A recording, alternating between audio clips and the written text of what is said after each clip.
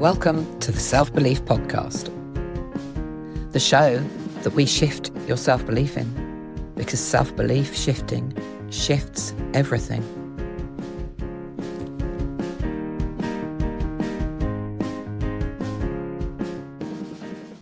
How did you feel when we first started working together? I was empty. I had nothing really to give. I was drained physically, mentally. I knew that where I wasn't where I wanted to be and where I'm meant to be. I wasn't one talking about my feelings, talking about myself. Now I'm going out. I'm going out daily on walks, which for years I couldn't do. I feel like even though I'm still Sue, I'm a completely different person, and I'm loving life now and living it. Hi, Sue. Thank you so much for coming on today. Sue, you're one of my clients that have been through working with me in the membership and in one-to-one. And I kind of just wanted you to give people a flavour of how that went for you.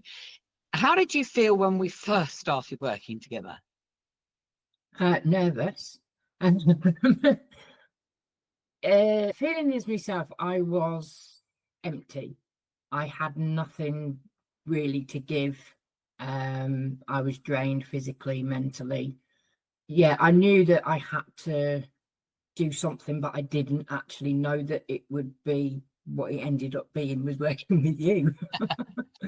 But I knew that where I wasn't where I wanted to be and where I'm meant to be.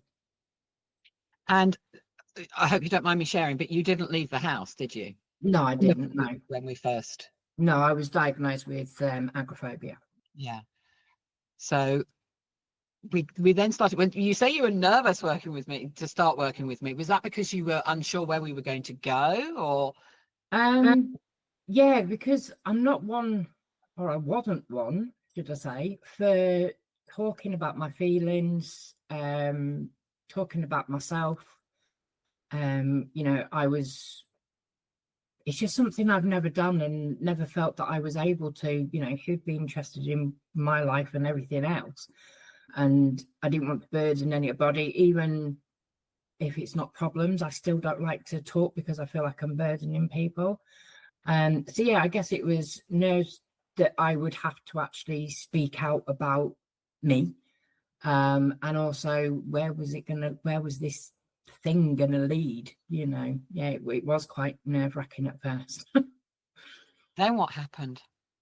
Well, then the trust came between myself and you, which I mean, I've known you online, but obviously sometimes we didn't really talk much and things like that. But the trust, I don't know, just that feeling that you bring over. Connection is a really important thing, isn't it? Having that connection. You can't let go of things that are really important to you, that make you vulnerable to people you don't have a connection with. Yeah, definitely. So it's one of the reasons why I always have a call with somebody before we work together to make sure the connection is there. Yeah, definitely. But yeah, I don't know, it was just, I felt so relaxed, comfortable, that once I opened my mouth, it just all came out. It didn't stop, really. And how did that feel? Because, you said that you didn't tell anybody anything and you didn't want to burden. And how did that feel? Did it feel like you were burdening me? No, not at all. I think because I knew that you were genuinely listening to me and you were, genuinely wanting to support me in any way that you can through what you do. It just felt natural, and it was just like having a telephone call with a friend. It just, once it started, it just didn't stop. I hadn't spoken to anybody for years, and it just kept coming out and coming out and coming out. And it's not a quick fix, is it, Sue? Because it's looking at different times at different spaces. But there is the first period, isn't there, whereby you're learning how I work and how that means that you're going to be looking at yourself. Yeah, definitely. Yeah. Is there a point where you kind of go, I know what she means now, and I know I can do that outside of when we're together? Yeah. I can't say when it happens or even how it happens, but it is just like a switch goes on. And because like for myself, I've released everything, or near enough everything. It got to that point where I was like, hang on, this is right for me. And yeah, and from there it just carries on forward. So how do you feel differently now? Oh, now I'm going out. You leave the house on a regular basis? Yes, yeah. In fact, I'm going out daily on walks, which for years I couldn't do. I could probably answer my front door most days. Some days I even hid behind that and kept the dog quiet, you know. But now I open my door, I'll sit on my doorstep. There's actually a gentleman here who'll wave and say hello, and I wave back and say hello back. I feel like even though I'm still Sue, I'm a completely different person. And I'm loving life now and living it. Do you feel you are in control of you now? Oh, definitely. Definitely. I can control my emotions more, not as in, like if I want to cry, I'll cry. Whereas before, if I wanted to cry, it was like, no, you can't cry. You've got to be strong. You've got to be the one to keep that smile on your face. Whereas now, if I'm going to cry, I'll just look at the other half and I'll go, it's coming. And he'll go, oh, got the tissues, you know, and I just let them go. Yeah. It's a release, isn't it? Yeah. And even watching the TV, which isn't something that I enjoy doing much anyway, but I can laugh at the TV now. Whereas before I'd be like, well, that was a load of rubbish, because I was just in a negative mind space. Whereas now I can do both, but I'm more on the positive. And so does that mean that you choose how your life works now? Yeah. It's me that I can now say no to people and not feel guilty.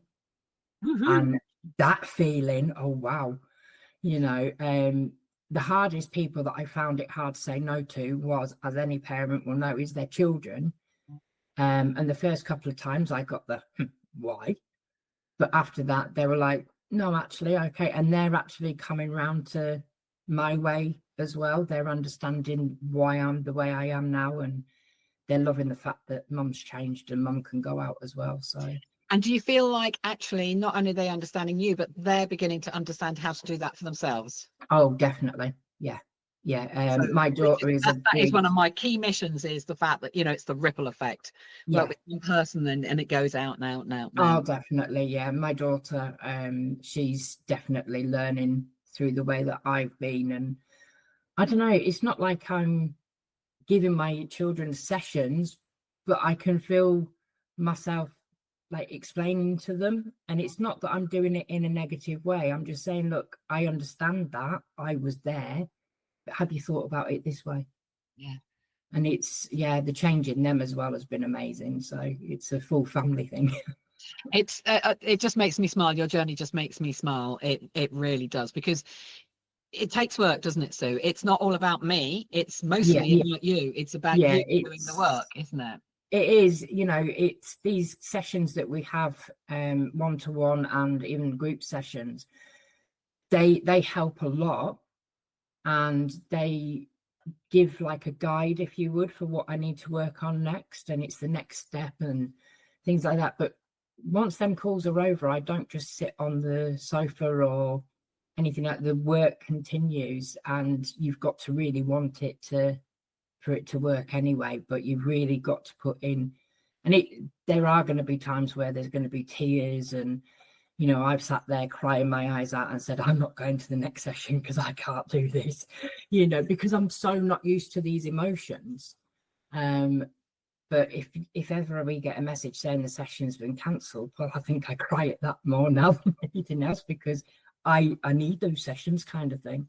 Yeah. But yeah, but it's not in a need. You can't function without it. It's almost, because I know for myself, it's like I want to do the next step of my journey. I want to learn more. I want to understand more.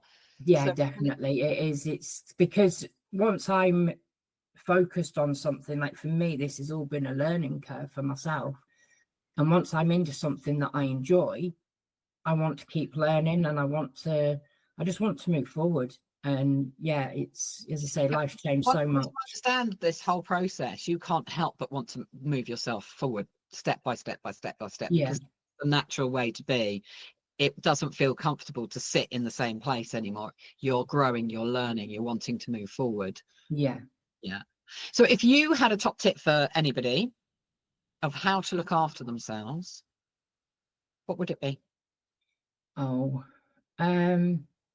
put yourself in your diary, and take time out for yourself. It doesn't have to be a long time, even 5-10 minutes.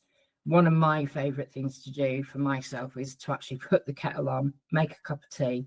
If it's raining, I will go back to bed with that cup of tea.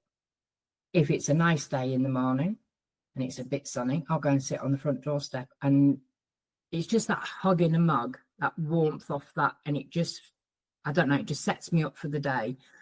And it can put you, if you wake up in a negative mind, that feeling of that warmth from that cup, and as I say, for me, it's like a hug. It can just brighten up your day and make you feel ready for the day and to move forward. It's also saying, right, actually, this is my cup of tea and this is for me, and I'm spending this time in the way that I want to spend it. Yeah. And then you're just working on you in that moment. Yes, definitely. Yeah. And it can be 2 or 3 minutes. It doesn't have to be any longer than that, does it? Just no, just a couple of minutes. Yeah, just that, even if it's to sit in silence, if that's what you want, then go for it. It's, you have to make that time for you. It's recognizing you, isn't it? Yeah. Sue, thank you so much for giving me your time to do this. I really, really appreciate it, and I really hope it helps other people out there. So do I. Thanks for listening today. If you'd like to know more, you can find all the links down below.